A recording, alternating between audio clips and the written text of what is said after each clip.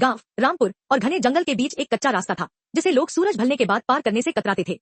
कहा जाता था कि इस जंगल में एक तपस्वी कई वर्षों से साधना कर रहा था, लेकिन उसकी साधना में कुछ भयावह रहस्य छुपे थे। गांव के बुजुर्ग कहते थे कि जो भी रात के अंधेरे में इस जंगल के पास जाता वह कभी लौटकर नहीं आता। गांव में एक अजीब घटना हो रही थी। बच्चे रहस्यमय तरीके से गायब हो रहे थे।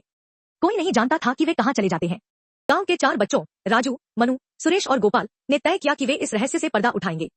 वे सभी बहुत हिम्मती थे और इस बात को लेकर उत्साहित भी थे कि शायद वे कुछ चौंकाने वाला पता कर सकें। एक रात जब पूरा गांव सो रहा था, चारों दोस्त मशाल लेकर जंगल की ओर चल पड़े। जैसे ही वे जंगल में पहुंचे, वहां का सन्नाटा असहनीय था। अचानक हवा तेज बहने लगी।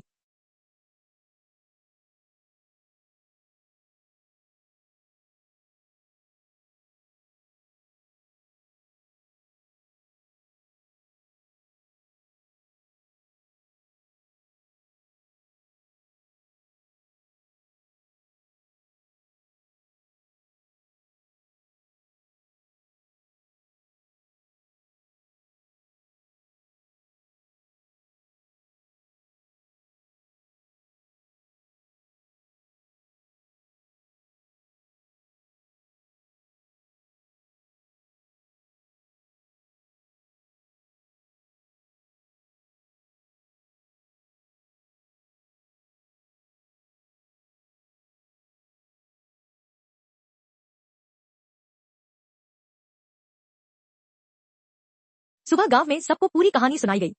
गांव के बुजुर्गों ने बताया कि यह तपस्वी वर्षों पहले गांव का ही एक तांत्रिक था, जिसे बुरी शक्तियों के कारण जंगल में भेज दिया गया था।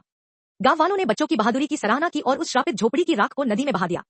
इसके बाद से गांव के बच्चे कभी गायब नहीं हुए।